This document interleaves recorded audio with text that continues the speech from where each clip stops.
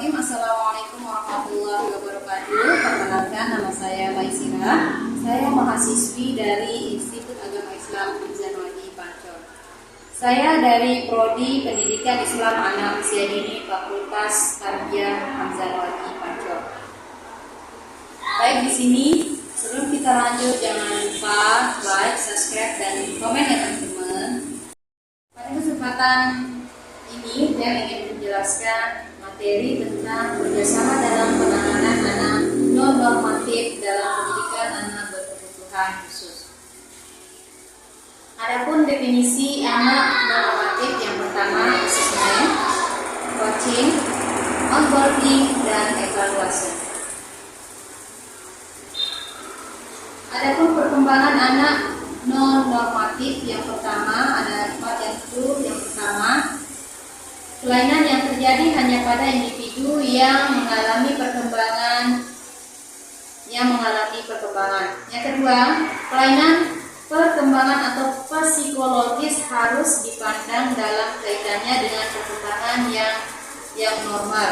Tugas-tugas perkembangan utama dan perubahan yang muncul sepanjang rentan kehidupan. Yang ketiga, tanda-tanda awal dari perilaku perkelainan harus dipelajari secara serius.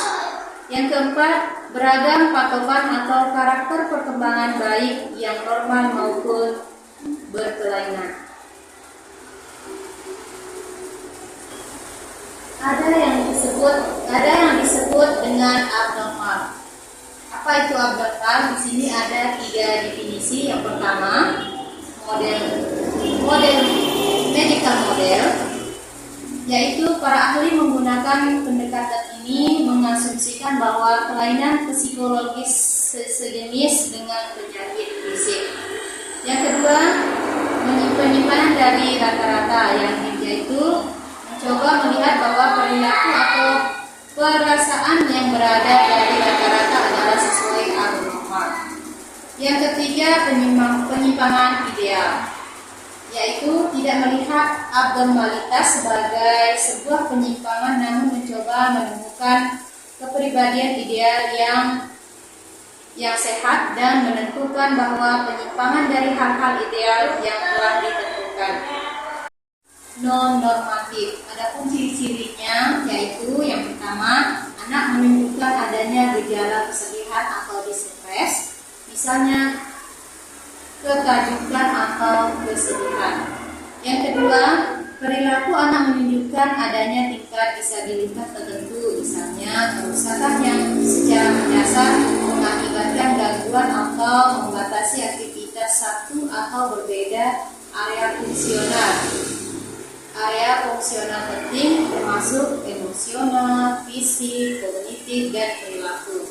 Yang ketiga, tingkat distres atau disabilitas tersebut menimbulkan risiko penderita atau ancaman lebih jauh, misalnya kematian, sakit, disabilitas, atau kehilangan kebebasan yang penting. Adapun faktor yang mempengaruhi perkembangan non-normatif, yang pertama yaitu biologis, yang kedua genetik atau lingkungan, yang ketiga konteks sosial. Adapun biologis di sini yang dimaksud yaitu semua efek genetik muncul atau terlihat jelas saat kelahiran. Namun, pengaruh genetik terus berjalan memainkan peran besar hingga usia lanjut.